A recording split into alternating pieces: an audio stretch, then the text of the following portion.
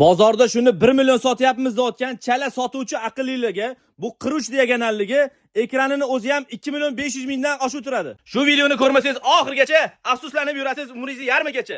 Chunki yarim naqdda bugun qiruchtali smart bundan arzonroq bo'ladigan bo'lmaydi mar. Internetda aynan shunaqa qiruch deganli televizorlarga katta rasprodaja berib 3 million 200 mingdan 2 millionga narxini tushirib sotayotgan ekan. Taxmin qilinglarchi, men buni narxini sizlarga nech pulga arzon qo'ya olaman? Televizorni ko'rinishi shunaqa strogi, bezramishni deyiladi, metallический оправалada Android platformada ishlaydi.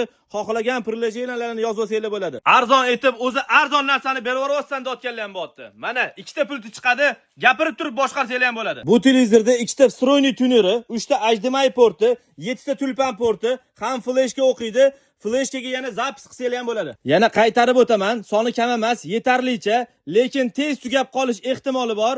Bugun soat 16:00 da Telegram kanalida sotuvchilarni qo'yaman. Telegramga o'tib xushyor tursanglar, bemalol sotib olsanglar bo'ladi. Boshqa joylarda 3 million 200 minggacha sotilib o'tgan shunaqa televizorlarni yarim narx kanali podpiska bosib qo'yganlar uchun bu televizorni bor yo'g'i 1 million 499 ming qilib beradi.